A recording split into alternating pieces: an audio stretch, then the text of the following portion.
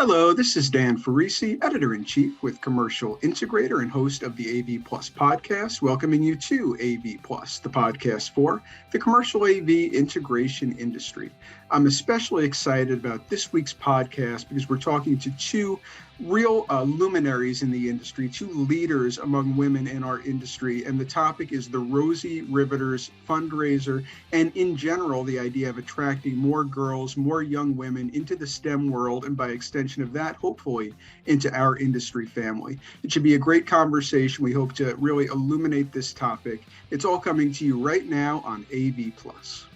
As always, please like and subscribe to our YouTube page, and please subscribe to the AV Plus podcast on Apple and on Spotify.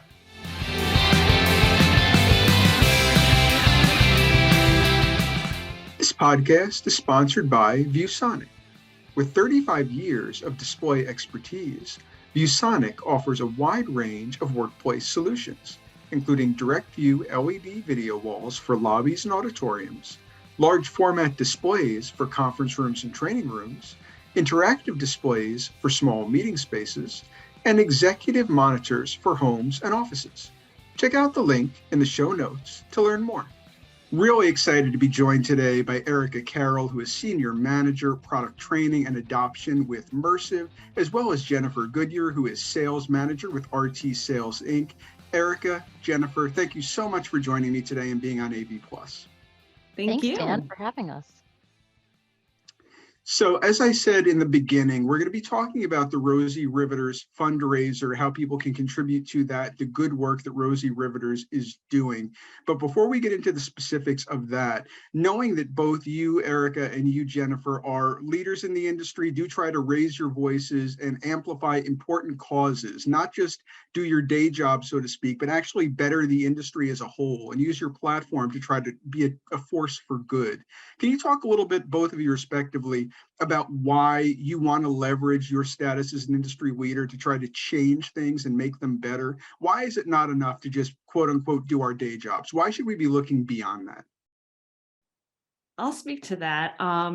So we've learned it's no longer just a guessing game. There's true facts out there and studies that show that with equality and diversity, our entire industry is going to profit from it. All of the most successful businesses, not just in our industry, but most of the most successful businesses, the decision makers, there's an equality between men and women. So we want our entire industry to benefit from this. And for me, on a personal note, I'm within a family industry and I have all of these men in my company that have supported me. And I feel like that's how I've gotten to where I am. And I want to be that family member for other women within our industry that aren't as lucky to have their family backing them. So that's why I feel like I need to use my platform to help out in that respect.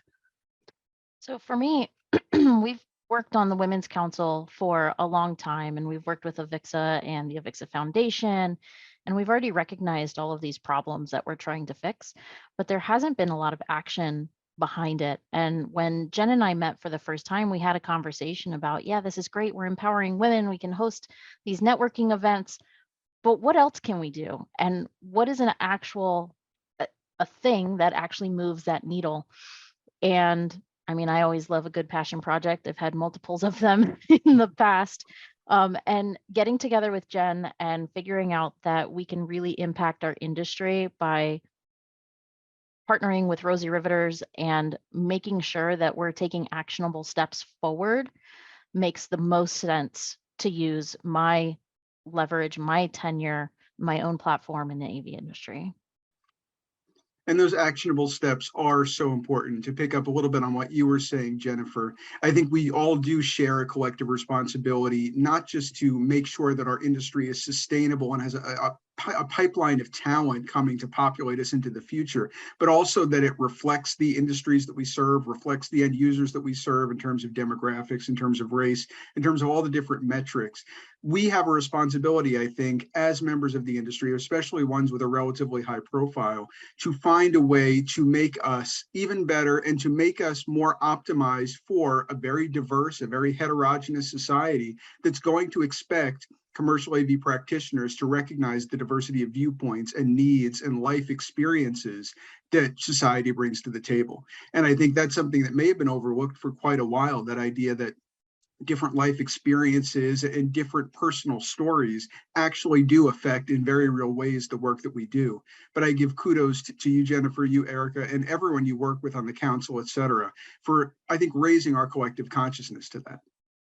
Yeah, absolutely. And to speak to the fact that it was overlooked for a little while, we are seeing those numbers now that 20, 30 years ago, overlooking the fact that there should maybe be some diversity or some helping put some equity out there, because the numbers are showing that not only are there 15% less women in our industry, but of those 15%, I think it's less than 5 are under the age of 40, which just tells us there's no young girls entering our industry. And so Erica and I are not naive within our goals. We don't believe that 5 years from now, there's going to be 50% women in our industry. That would be awesome. But we really are setting up these goals. We are intervening and talking to 3rd graders, 4th graders, 5th graders, showing them there's a career path so that hopefully 20, 30 years from now, we are seeing that difference. Not just from bringing girls into the industry, which I absolutely, that is the main part of this focus, but Rosie Riveters is not exclusive to just girls. We're talking to entire classrooms. So that's all children, exposing AV as a career path and really sort of opening that gate for them to follow, where most of us I know have just fallen into AV. You know, we'd like to figure out what it looks like when somebody intentionally comes into AV. That would be novel. Yeah. I mean, so many people, even when I was doing the 40 under 40 last year, people who are incredible industry contributors, an amazing number of them did do that falling into AV thing where I was a bartender, then one thing led to the next, and now I work for an integrator or something like that. Mm-hmm. To have a more intentional path, especially for those young girls we have such a paucity of in the industry right now, I think is essential. We've already alluded to Rosie Riveters a few times, and in my introduction, I talked about how its raison d'etre, or its mission, is to attract girls and young women into STEM and possibly STEM fields. But for those who are not fully familiar with Rosie Riveters, or who would like kind of a primer on what they do, before we get into the fundraiser, can you talk a bit about the organization? Sure. So Rosie Riveters is a 501c3 based out of Virginia, and they focus on building girls' confidence through STEM kits and through a productive struggle.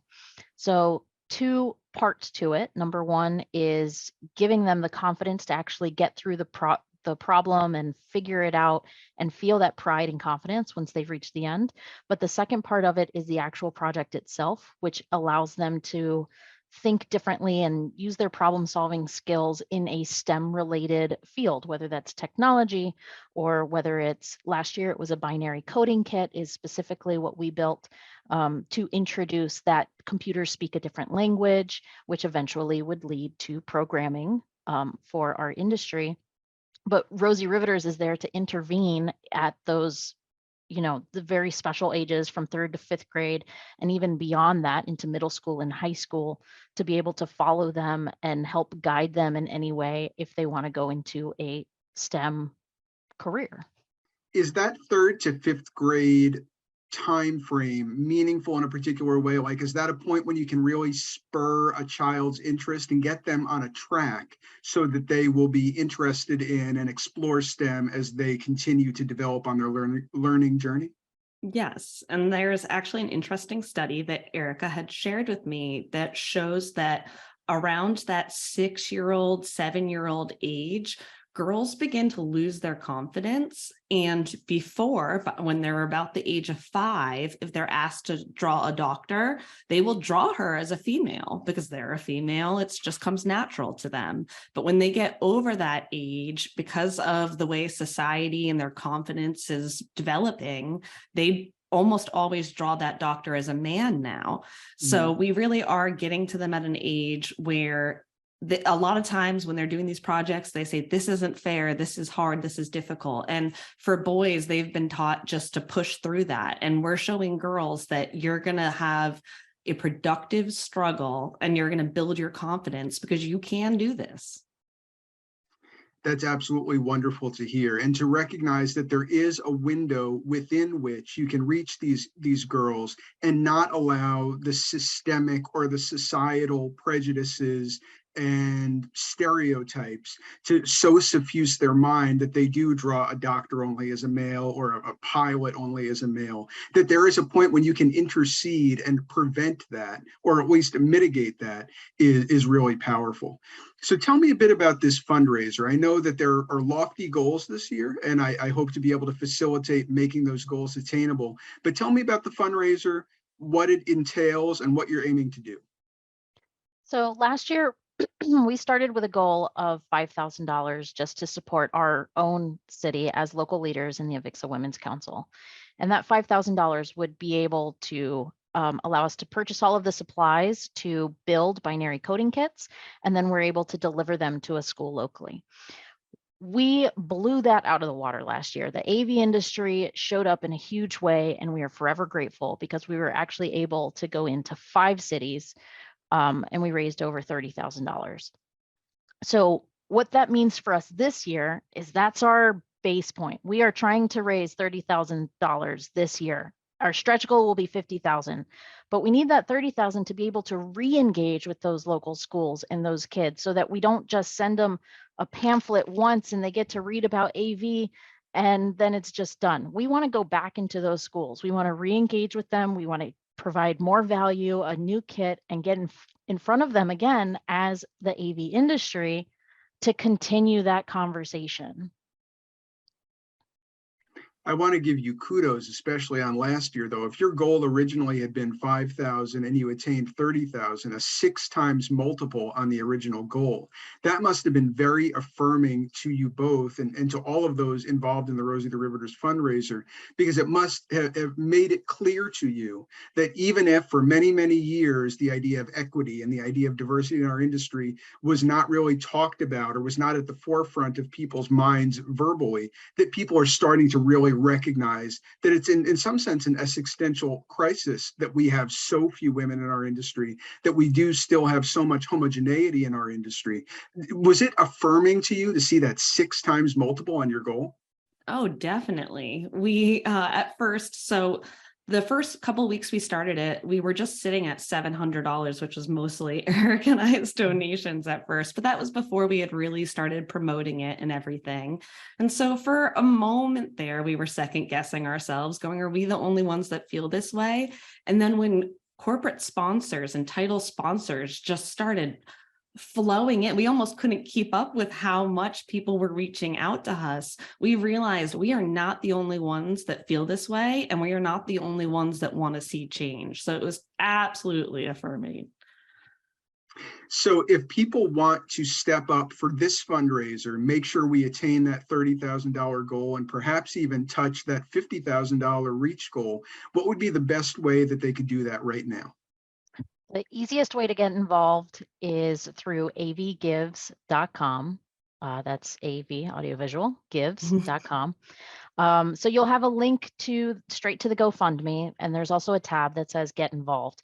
Now, at an individual level, you can get involved just by sharing the word. Obviously, monetary donations are always welcome, but not required.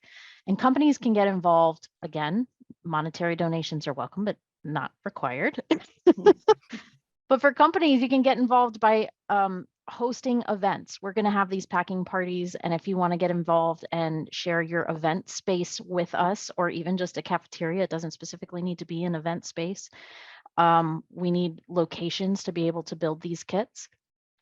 And there's other ways to get involved too. You can do corporate matching programs or anything like that. We can get creative. And that's something that we learned last year. We do have individual tiers that do have a couple of perks with them, but if you want to get creative, we are completely open to those conversations as well. That's a really important point as well, because everyone obviously does not have the same means as everyone else. So they might not be able to say, well, I can't afford to send $200 or something like that, but I want to help. How can I help? There are ways to do it beyond the monetary contribution. But of course, those are, as you say, very much welcome to reach that $30,000 goal and perhaps even that $50,000 reach goal. Can you give me a sense of how long this fundraiser will be going on? How long do we have to attain these goals?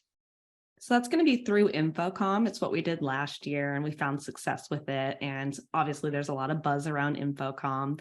So we will keep taking donations through Infocom, but we also will have our shirts available for sale, and we will usually have a table at the AVIXA Women's Council breakfast, which always sells out. So make sure you get a ticket to that, and we'll be able to talk to people more about it there as well. Absolutely. Just speaking about the AVIXA Women's Council, knowing that the incredible work that it does, I think of all the councils that AVIXA has, it's the one with the most activity and the most members. Just give me a sense of the good work that, whether it's the AVIXA Women's Council or the new organization Wave It, the work that these organizations are doing in our industry to amplify some of the points we've talked about so far. Because I think a lot of times some of us can be a little bit myopic. We're so focused on our day-to-day tasks that we're not always looking at what everyone is doing, as we were talking about earlier, for the betterment of the industry as a whole. And I'd like to give those organizations a bit of a platform to say, this is the good work that these people are doing. So the AVIXA Women's Council has been an integral sponsor for us and this entire project, because while we're doing all of the fundraising now, they are really the ones that host the feet on the streets. They are the local groups that get together and actually build the kits and deliver to local schools. And then they do the re-engagement within that school as well. They're able to do career days and assemblies. And in our case in Atlanta, we were able to go and actually help the kids build the kits and talk about AV and how it applies. So in my experience, the Women's Council is definitely the most active group and the most, I mean, obviously they have the highest amount of members, but they're also the most willing to get out there and volunteer and spend time doing this. Yeah. Yeah, I have to say that the San Diego group did an incredible job, and they actually got right away feedback saying, we want to do this again. So this year they'll be doing it again, and they'll be re-engaging with students from their area. And they even had a success story where they had a Rosie Riveters alumni who was looking to get into video production that they were able to welcome into their group. So it's already working. That's wonderful to hear. I do want to go back just to something we talked about earlier, that idea of not necessarily always having an intentional path into this industry, both for women and girls and for people in general. How big of a problem do you think it is that there is not a clearer path for people to have their interest in AV nurtured at a young age, and then to draw people in with some kind of a clear pathway into our community, not necessarily the IT community or other peripheral communities? How big of an issue is it that we do not have a clear magnet drawing people from their youth into our industry? I think it's a reasonably sized problem. Now, the difference is that we are not a trade skill that children or, high schoolers even learn, like you can learn other trades. But I will say that we are currently making strides in the right direction, right? There's universities, I know there's one in New York City, I believe, or at least in New York State, that is creating an AV path that you can graduate with some sort of certificate or degree with a field in AV.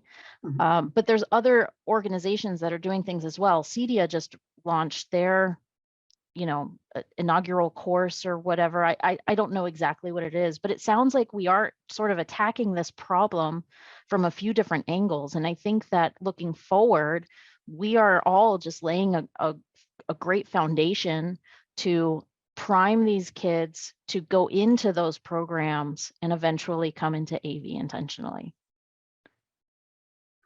It makes me feel good. When I used to work in the musical products industry, I was a part of, I worked with NAMM in some capacity when I was editing a music products magazine. And we would go to Capitol Hill every year to advocate for music programs and things of that nature. And it is so important to be able to start cultivating those interests in youth and give them access in school, whether it's extracurricular or actually part of the curriculum, those programs, to make sure that we are instilling these kind of interests and finding a way to just stoke their curiosity and stoke their passion and give them a foundation on which they can build, even if it's not necessarily training or lessons or something like that. It's just kind of stoking that fire that eventually can go in who knows how many different directions and can last for a lifetime. Yeah, I think I would love to see, instead of there just being an AV club that's viewed as a hobby, an AV class. Mm-hmm. It would sure be nice. And I know that there are a lot of organizations working very hard to try to make sure that there's more intentionality in how we nurture the next generation of AV professionals.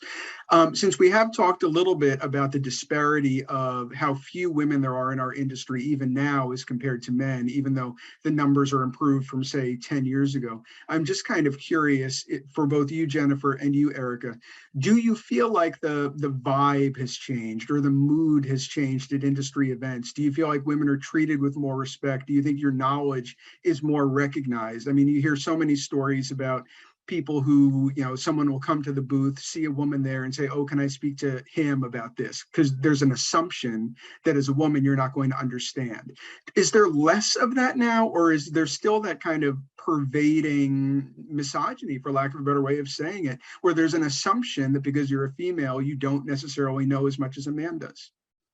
It certainly still happens. And especially being in sales, I think there's even less women, and it certainly still happens. But I will say the overall atmosphere has changed in a positive way. And I think, as we were saying earlier about how the AV industry stood up and just were being flooded with support for this, that shows us that they do want to see that change. And something Erica always talks about that I think is important is it's one thing just to support us, but you actually need to be an advocate out there in the fields. And even when the women aren't in the room, you need to support them.